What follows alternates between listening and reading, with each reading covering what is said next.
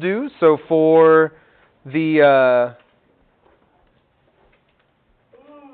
the Worldview reader, the document, the bound document that I gave you. Okay. That's where you find that in. Come on, I've hit so many buttons. I wouldn't doubt. Oh, it works. I was gonna say I wouldn't doubt that this doesn't work. Okay. Oh, we'll leave that right there. It won't work. Let me get this out of the way. Get that out of the way. All right. I'm a bit frazzled right now. I know, man. It's just been one of those days, you know.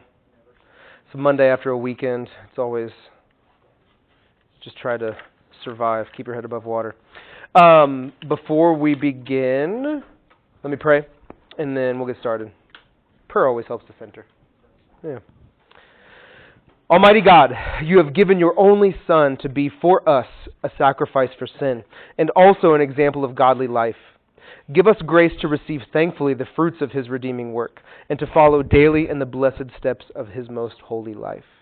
Through Jesus Christ, your Son, our Lord, who lives and reigns with you in the Holy Spirit, one God, now and forever. Amen.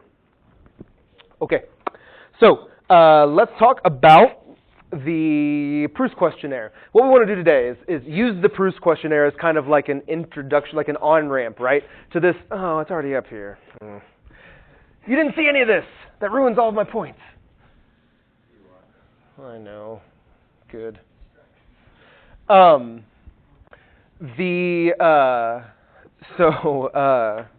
we'll use the Proust questionnaire as kind of like an on-ramp to discuss a little bit, but then to show like why this question of what is my experience has such a specific but also important and universal answer. Like this is one question that is not necessarily a Christian question because it deals with us, like as human beings. But what we find is that the Christian worldview has a very unique response to this, to where it fits with our experience and it helps us to better like understand what our experience is. But again, we'll talk about that all in a second. So let's start with the Proust questionnaire. Okay, I want to just start by like noting a couple questions and then ask what you guys wrote down for it. Okay, so what do you consider number 8? What do you consider the most overrated virtue? So here's the thing too. Be honest. If you don't want to answer, you don't have to raise your hand, but I would love it if you would, raise your hand. What is the most overrated virtue?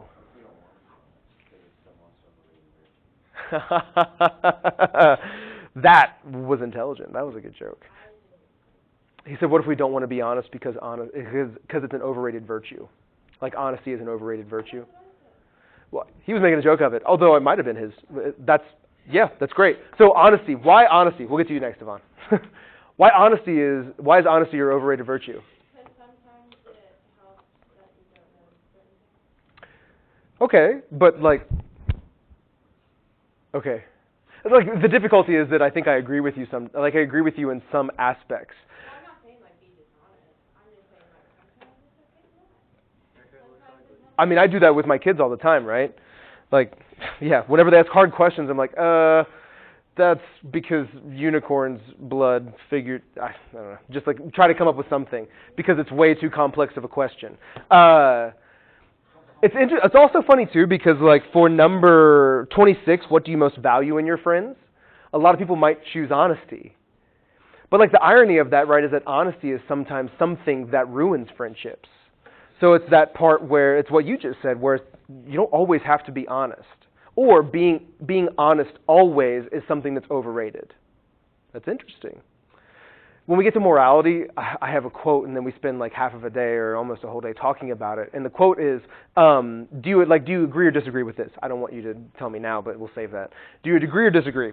A beautiful lie is better than an ugly truth. And so that's what you're saying, essentially, that a beautiful lie is better than an ugly truth in that sense. That's interesting. Like when a kid's dog dies, or like when a family dog dies, and the parents say, oh, well, Sparky went out to live on a farm. That's a beautiful lie. Rather than saying, oh, well, Sparky actually got loose from my leash and ran in the middle of a street and got brutally, trucked by a car. Or you just say he's my Well, I mean, that's a lie as well. Even if you believe that dogs go to heaven, which I particularly do. I don't know if that's like weird or not, but I totally believe that animals will be in heaven. Also, I don't know if that's true though. Yeah. Huh? We'll be the same animal. It's thinking too much about it. I don't know. But we're not going to talk about animals in heaven. I mean, maybe we will get into that, but not right now. Great movie, though. But no, I like that. Thank you for that, Faith. Or Javon, what were you going to say? No, say it. I want to know. Unfortunately, that doesn't work in this class. If you raise your hand, that's like putting a down payment on a house. You know, lying is not an overrated virtue. Or like an underrated I don't know. I was trying to be creative and that actually came out wrong. What were you going to say? What do you have on number 8? Somebody go back there. What? An overrated virtue? Oh, wait, that's not mine. What do you consider to be the most overrated virtue? I can't say. Okay, that's all right. We'll move on. Yeah, Jenna. Patience, that's what I said as well. But like the irony of this is that I tell my kids to be patient. Like to say that it's overrated is not to say that it's unimportant. To say that it's overrated is to say that we talk about it way too much. Like another way that I frame this is like, what are some of the things that we tell our kids all the time that you need to do or you need to be that are really overrated? I would say patience is one. When my kids turn 13, I'll tell them they don't have to worry about being patient. Like that is not something that is so emphasized that your character is dependent upon your patience. But I think patience is important. Because patience is something that allows them to like take a walk and actually like take in what they're experiencing outside. I think it's an important point, but I'm not going to hammer it and say, "Oh, your teacher got mad at you for being impatient." Okay, whatever. Like it's overrated for me in that sense. And that could change in a year and I might say, "Oh, I disagree with that." Like Claire's face is at me right now. Like I just don't agree with that. That's okay. That's great. In a year I might disagree with myself, but right now I am not a very patient person.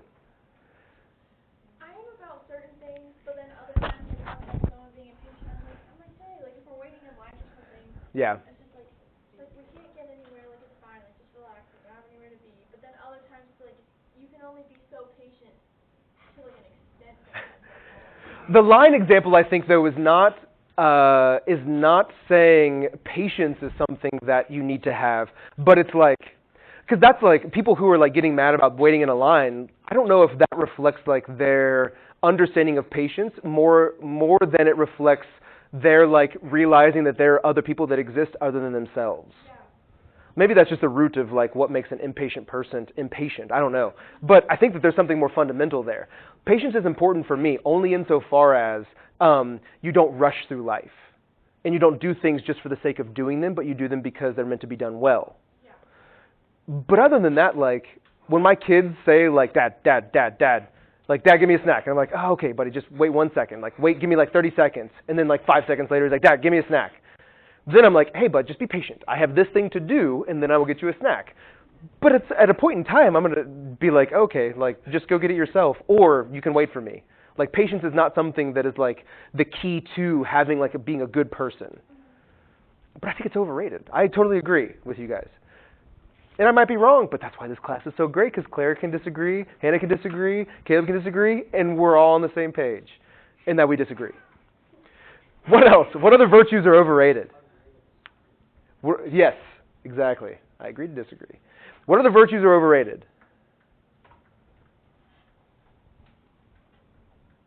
Claire, what'd you say? I don't know. I was trying to do the face that you did. Why? Why is confidence overrated? I like that, though. Everyone's always telling you, like, oh, just be confident, just be confident. And I feel like it's, first of all, just do this thing. Just do that. You're anxious? Just stop being anxious. I don't think you understand how this works. Either that situation where it's like, well, you don't understand, I can't just do it, or it's pushing it so far to the point where it's almost it's like a cockiness or selfishness. Like there's a balance society hasn't figured out yet. Yes, absolutely. But you know who has figured it out? G.K. Chesterton. He's got a great quote on confidence where he says, confidence is actually walking with your head up, but not your nose up. That's a good one, right? That's good. We can. But it's being proud of like yourself, what you do, who you are, without seeing yourself as being better than others. That line again is impossible to like walk perfectly all of the time. And I think that it's ridiculous that we emphasize that to the point to where now we have a generation of grown up of like kids who are growing up to be cocky and to be arrogant and to be entitled. Because of an overemphasis on you have to like pull yourself up by your bootstraps, like be confident in who you are and what you do, to like a point to where it has become a vice. I agree with that. I tell my kids to be confident, like especially my daughter. Like growing up in a world as a woman where like being a woman is like considered less than in some ways. Like confidence is really key. And I tell her all the time that she's going to like get pushback for being confident. She's going to be called like all of these names, not arrogant, but like other bad names, right? But like that becomes like a badge to wear if your confidence is in something that it's worth having in, like confidence in Jesus. Like your confidence comes from your relationship with Jesus. Totally. And I agree with that completely. I think that's a great one. What is anyone else? Overrated virtue? All right, let's move on to the next one. Sorry, I get too into these talking about these because I love these conversations. But okay, number 11. Which living person do you most despise? Here's the thing. If that person is connected to covenant in past or future, student, faculty, whatever, don't do that. Don't say that. Just keep that to yourself and you can know that you're a terrible person. That was a joke. Because, I mean, we all have those people, right, that just get under your skin. It's okay. But just hold on to those for the point that we're going to give when we get done with this. But the living person that you most despise. Who? Yeah, Faith. Her name is Casey Pierce? Is she like someone within like an Indianapolis context or like someone online? Okay, well, probably shouldn't have said that name. It probably is too late for that. Okay. Can I ask why? Well. Maybe I should not have asked why. If you don't want to answer, don't. I'll answer. She tried stealing my man, but then I got him back, so. Are you still with Skylar? Yeah. Okay, great. No, that's fine. I didn't know if you guys are still together. That's awesome. I know because I follow like Skylar and I are friends on like social media stuff, and he's posted pictures of you guys before. That's it. So I just assumed, but I didn't want to assume before like, yeah. Okay, well, okay, that's understandable that you would despise someone who tries to take something that you care about deeply. Snake in the grass, right? That's what? Women of nature. Women of nature? That's understandable. Ooh, all right. I don't know what to do with this. I'm just going to move on. Yeah, next. Other people, living person you most despise. Yeah. Nicole Kidman. I hate her. What? Why? She just like looks like a villain. That's understandable. Freaks me out. It's under my skin. That's okay. It's understandable. Like, these don't have to be rational. It's just, you know, what we feel. Yes. She's married to Keith Urban. Oh, yeah, she is. She was married to Tom Cruise. Oh, I knew that. Yeah. Okay, Nicole Kidman. Interesting. All right. Anyone else? Living person you most despise. My story is the same as me. Really? Yes. Okay. And she has Like same person? no. Okay, I was gonna be like this girl. I've yet to meet someone from Plainfield High School that is not like that. Ooh. I know. I tried to fight Mrs. Wildman a while ago for Tyler, but it didn't work. It was a joke. That was a bad joke, evidently. It's all right. Yes, that's interesting. So same situation. Yeah, so it was like my current boyfriend who I've been dating for like a year in college. And his girlfriend that he dated. It wasn't even really officially dating. They only dated for like 2 months. But like his family hated her, but they loved me. So like I'm okay with it. But she like when we first started dating, they didn't talk for a long time until he first started posting pictures of me and stuff, and she tried to like, oh, what's your back? Oh my gosh. That is strange. These stories just make me happy that I'm married, like happily married. Like I don't have to deal with any of this. Have the nerve to confront me in person, but she's talking about me on social media and shit. Like, you've never Dude. met me before. Being a high schooler in the age of social media, I do not envy you guys at all. Like I'm so sorry that you guys have to grow up in this. It's awful. Okay, but that's good. My person I most despise is anyone with the last name Kardashian. I don't know why. I don't think about them a lot, but like if they come across like social media and stuff, immediately I'm like, ugh. And like my day is ruined. Because like now I'm just like, why are they popular? Why do people like them? Well, they're rich because their dad is the lawyer for OJ. But like also because people just like started to like them because of their drama. And like it just annoys me. Not that they're rich or like I envy them. I do not care about them at all. But just that people love them and they're so influential, but also like they're so damaging. Yes. Yeah, that's a whole other point though. But yeah, so like person I most despise. That's it. And like I don't like that I despise them. I don't like they don't come across and I'm like, oh, the Kardashians, and like it gives me joy. But like it is what it is. All right, last one. Number 32. What is it that you most dislike broadly? Pride. So pride in general or like prideful people? Pride in general. Okay. So it includes all of that. Sure. Yeah. Unkindness. Unkindness. Yeah. So how far does that extend? Is it like if people don't hold the door for somebody, That's fine. are you like, ugh? Do it themselves. But it's just like, Geez, all right, that's a kind thing to do. I mean, it's a kind thing to do, right? Just to hold a door for someone? like I don't have anything against them to do, but like, I mean, it's not that big of a deal. Okay. It's like they don't have any obligation to do that. Mm-hmm. But like, I feel like you have a moral obligation in some sense to be like nice to people and like kind and not mean. Okay. Yeah, I would be interested to see like how far that extends, though. Like, what does kindness like? What does unkindness? How do unkind? What does? This is 8th period, guys. I'm sorry. I'm working. I'm trying my hardest. I'm sorry. What is the difference between someone who is unkind and someone who is kind? Like, where does that line fall? I don't want you to answer that, but I think that's an interesting question to think about. Like, what do I actually mean when I say I despise like unkind people? That's interesting. I don't know though, because it goes against our nature. You would think that, but like yelling at someone like in traffic who is driving slowly. I do that too. I know that that's not right, but at the same time, like I know it's not kind, but I still do it. It's common sense, but like I still go against it. But no, I would agree with you to some extent in that. Yeah, Claire. I was cilantro. Cilantro? You don't like cilantro? Half the gene. It tastes like soap. There's a what? Yeah, there's I've never heard of this. a gene. It's actually genetic. Where like some people when you eat cilantro, it tastes like you're eating a bar of soap.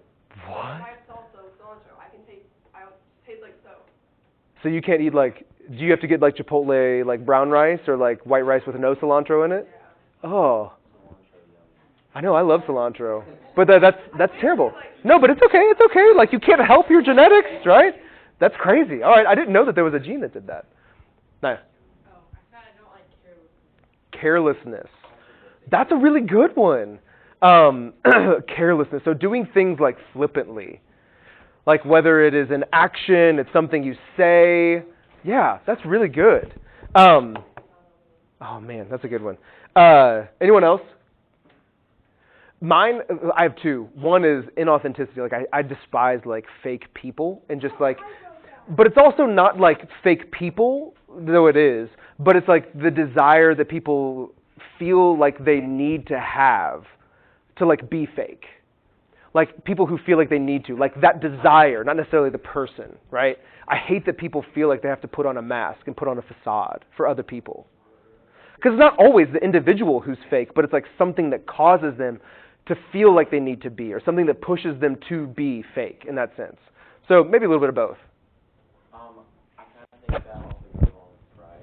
Mm. Because when you're prideful, you want to act like something you're not. I think that can be true, but I also think that, like, I think that putting on a mask and being fake comes from a deep place of like insecurity and like fear as well, not necessarily pride. Though I think that it can be on both ends, because those I think are two vices that are on both ends of the spectrum, maybe just be opposites that would cause people to feel the need to be fake. The other thing that I hate, that I despise, is overcooked spaghetti.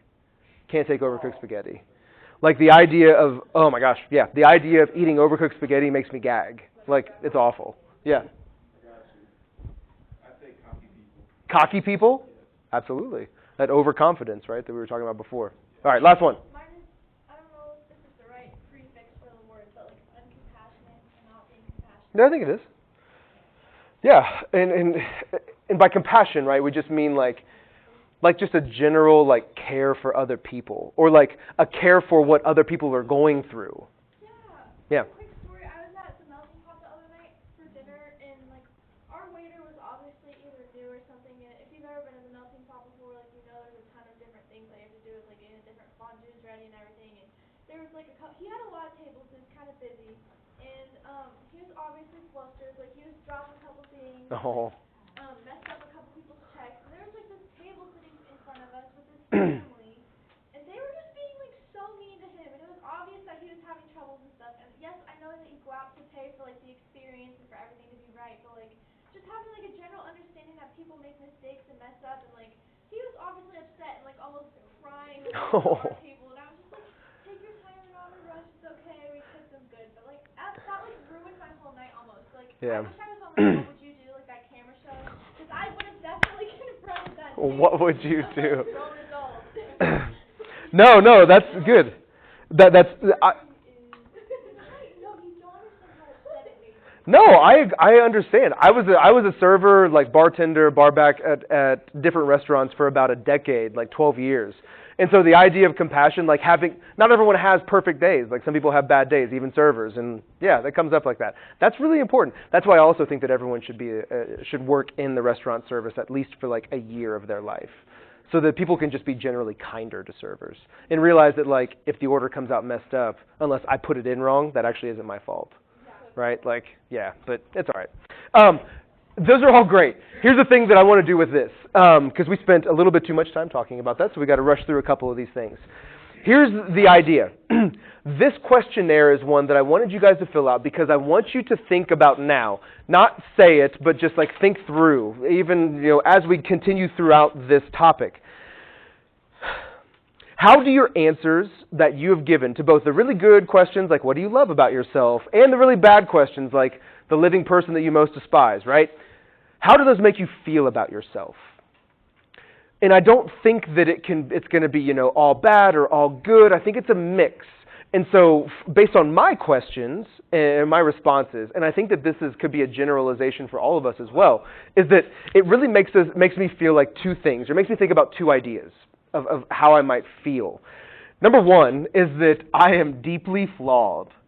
Like, I know that I shouldn't hate the Kardashians.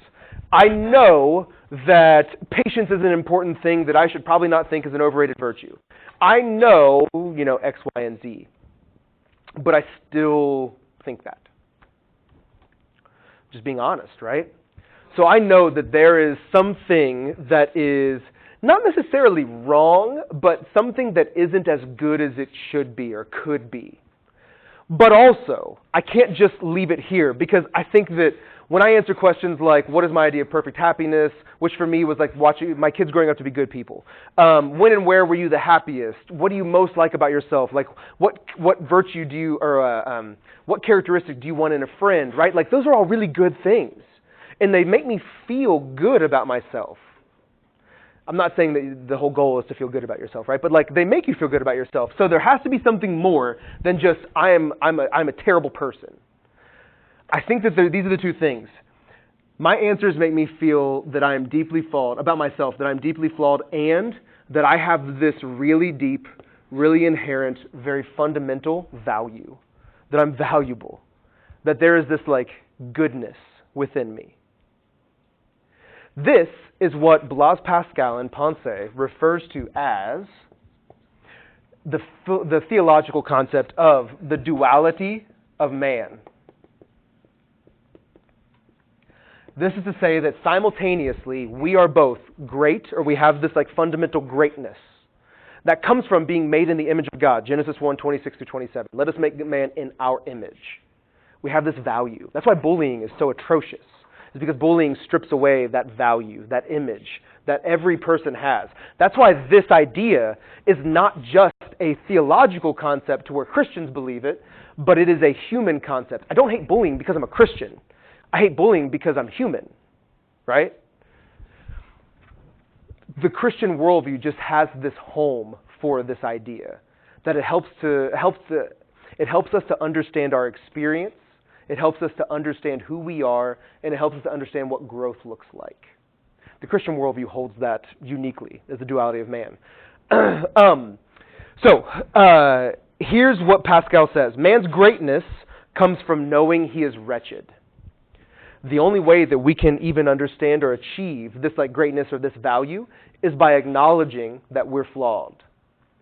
The key to understanding our experience, so this topic's question, right, is what is my experience? The key to understanding that is this, knowing that we're deeply flawed. Another word for this is self-awareness.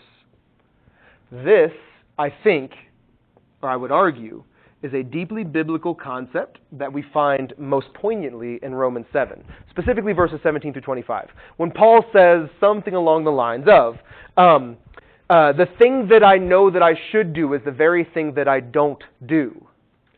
And likewise, the thing that I know that I shouldn't do is the very thing that I do. I'm a child.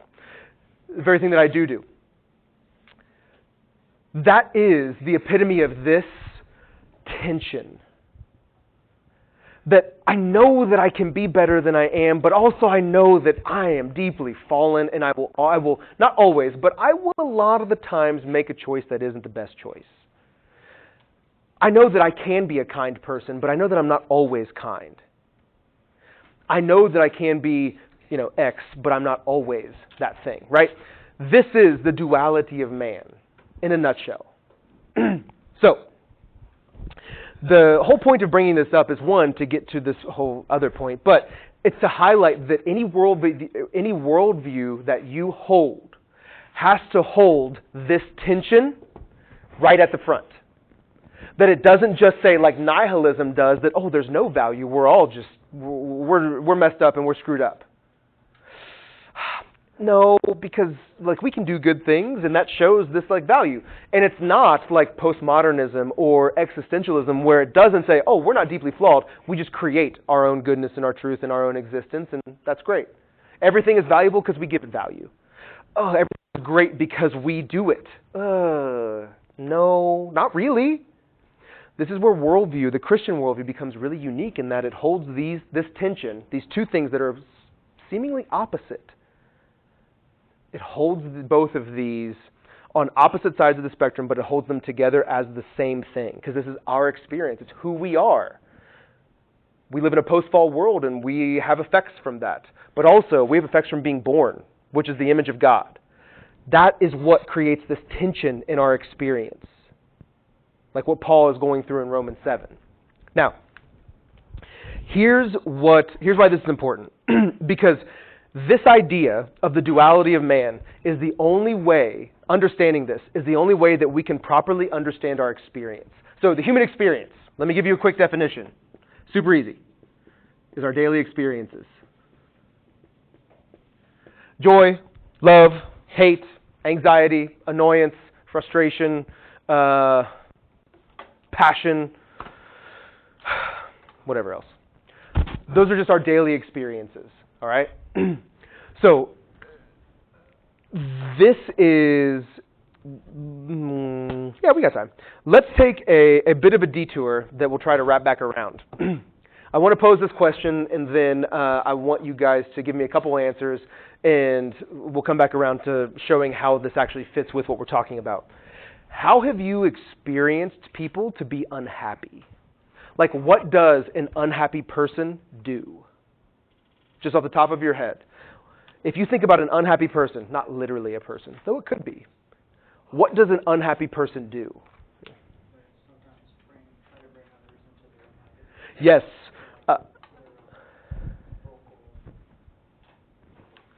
about their unhappiness with a goal of like being happy. They're content wallowing in self-pity.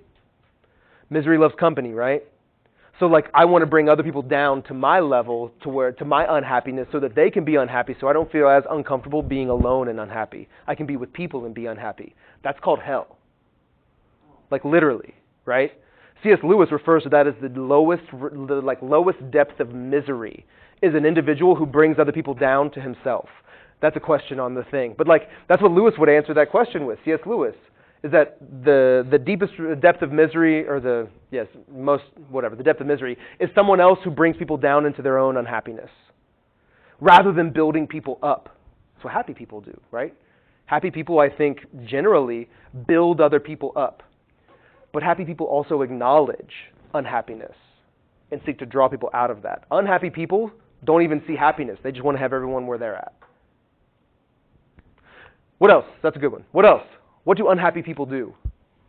Yeah, Naya. They just like try to convince themselves that they are happy and like shut out anyone who tries to tell them otherwise. Yes. Unhappy people are content with distracting themselves. Rather than even like addressing any issue that they might find. Like how many of you have been so bombarded by work that you just turn on Netflix? Okay, great. You guys are all great students. We are the terrible ones. Because I do that all the time too. Or I hate Legos. I would play with Legos with my kids to like get out of doing work. Not that I hate my kids. I love playing with kids. But like I would do Legos with them. Like I would play Legos. I hate Legos. I would do almost anything to get out of doing work. Sometimes, especially if it's like piling up. I just want to ignore it. That's called a distraction. I don't want to even deal with anything that makes me unhappy or that brings me to the condition that I'm in, because it's too difficult to get out of it. I would say unhappy people lack bravery, lack courage. And I'm not talking about they can jump off the Eiffel Tower or they can jump off, the Grand Canyon or whatever else. But that they, like, jump off meaning like with a parachute, like skydive. That's what I meant. That was the first thing that came to mind. But I mean adventure in the sense of like stepping outside of their own comfort zone, because it might cause them to grow, and that is painful and hard. And it might hurt. On a very like small level, like, I don't know, like with guys, like I think of guys just because I'm a guy, right? Like guys shooting their shot with girls. A lot of guys don't, because they're terrified of the fact that a girl might shut them down. That does happen. No, like, listen, like, that happens, and that will happen. That's a part of life. That is what we call a human experience. But the fear that you might hold, if that keeps you back from actually living this out, I don't think that's healthy. I also don't think it's healthy to shoot your shot at like every girl or every guy, right? Like that's not healthy either. That would be that one might consider to be a distraction. So, yeah, all of this is to say that the unhappy and happy people, there is a clear difference between them, and I think it comes back to the idea of happy people are self-aware, unhappy people, as like in the moment, like as a foundation, right, are self-aware. Unhappy people aren't. And it's not because they don't want to, it's not because they can't, but it's because they don't want to. There's something fundamentally different. We want to focus on our flawedness and our wretchedness rather than the other side, which says, yeah, you're wretched and you're flawed, but there's something that draws you out of that. And it's this image of God within you. It's this greatness. We're dual in nature. So how do we move forward knowing that? Here's my point. This is my thesis for knowledge that we're going to unpack over the next couple days. Human longing, and this is worth writing down, human longing reveals a transcendent reality that centers on a personal being. Transcendent reality, again, is just saying not of this world. So like human longing is talking about a place that doesn't seek distraction and something that satisfies fully, that isn't physical or part of the physical world. And it's centered on a personal being. It's centered on, we'll just say, God.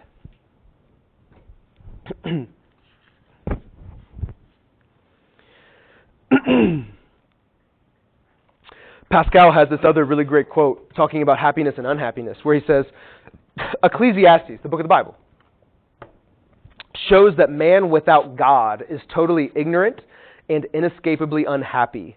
For anyone is unhappy who wills but cannot do. Anyone is unhappy who knows that they need to do it, but doesn't have the courage, need to change, need to engage with life, but doesn't have the courage to do it. Now, he wants to be happy and assured of some truth, that there's something out there that can satisfy us, that can fulfill our longing, which I didn't write that down. Longing is just this tension. This tension between knowing that we're deeply flawed and that we have this greatness, or that we are completely wretched and that we are completely great. Tension, the longing comes from feeling those two realities in our day-to-day life. Because there's an anxiety of daily existence where we get worried about daily stuff we have to do. That destroys us and crumbles our souls. But there's also this bigger anxiety of existence, asking these big questions where am I going in 6 to 8 months to college? Will I even go to college? What's going to happen? Who am I? Why do I exist? Those questions create this anxiety of existence that actually reveals our souls to us. It helps us to become more self-aware and know ourselves, self-knowledge, selfhood, those big ideas. But here's the thing, that anxiety of existence has another word, longing. Human longing in that sense. Again, not a Christian idea, but it finds a home. So now he wants to be happy and assured of some truth, some things that can satisfy that longing. Yet he is equally incapable of knowing and of not desiring to know, meaning that we're searching beings. And we can't come to know fully exactly what that is. As humans, we believe that to be true, that the goal of our longing is Jesus, right? But as a human, we search and we can't know what that is, but also we can't stop desiring to know, because that is part of who we are. If we're wretched and great and those are in tension, then our desire to know whatever that truth is always present. That's why in art, books, movies, music all deal with this longing. This idea, that's the basis of most teen dramas. Is that people have this object, they have this desire to be satisfied in some way, and they fill it with all this other crap.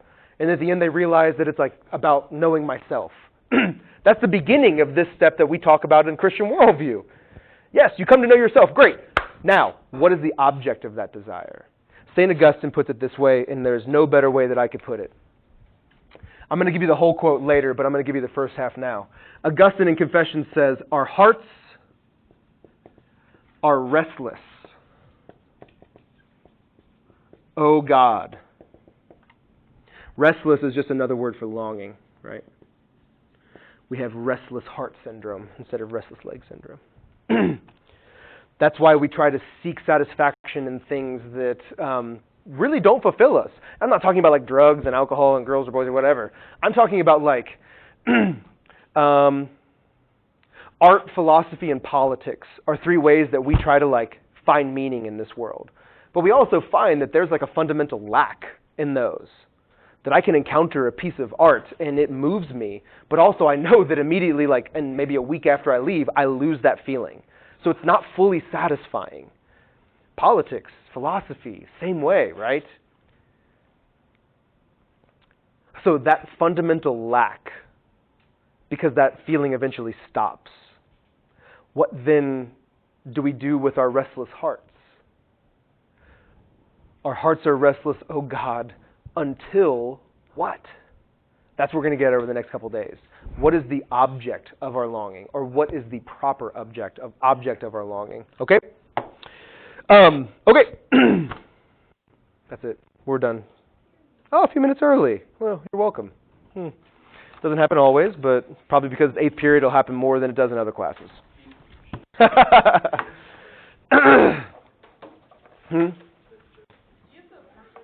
I do! Does anyone else have purpose? I mean, the topic, not just purpose in general. Though I think that's a valid question for most of you high school seniors. Huh? What is your topic? I don't know. Yes, that it. Hey, the whole book is what you're reading for the semester. Okay. You're reading, when you get to it, of Bernard of Clairvaux. I'll let you know what it is. Okay. Yeah. No, those are yours. Yep. Yes. So there's a book for beauty, Yes. but it's not here yet. No, it is. I should have given it to you. It was Madeline Lingle, Walking on Water. I actually know that. I remember giving it to you. Did you get your process document? Okay, when you got your process document, if you got beauty, I should have given you a book for it. Wait. I'm confused. This is the book for beauty. I've never seen that before. Are you sure? Yes. Where's your process document? Get that out. The gray sheet of paper that's like a tall, like a thin, long and thin. Hold on. What is your name? Caleb. Okay, you are What is a Good Life? So that is... I didn't get a process document specifically for Okay, so then you didn't come to get all of your stuff. Okay, that's why. That's okay, I'll get it for you. Hold on. I know. I thought this was what you were talking about. Oh, well, we skipped class Friday. Yeah, I'm sorry. Yes. That's why I said Oh, that's why. Some people came and got it and some people didn't. That's okay. All right, so... Oh, yeah. Here, hold on one second. Okay, so what is a good life? Cool. This is, your first reading.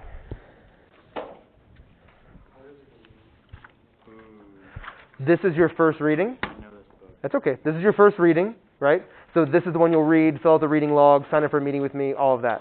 This is the book that you're going to read, which you have to read, the whole book, for the end of semester project. But also, this is your second reading, but it's not the whole book. I think it's like the introduction is what you have to read for the second meeting. Okay. So it's not the whole book for this second reading, okay? Okay. But you will have to end up reading this by the end of the semester. All right. Does that make sense? I think so. Okay, cool. Okay, first, could you sign this for tomorrow? I mean, I'm probably going to be back in time 'cause it's at 11, but... Okay. And then also, I need to grab my book as well. Okay, which one is it? Oh, shoot. I don't know which one it is, but I have To Whom Do I Belong. To Whom Do I Belong?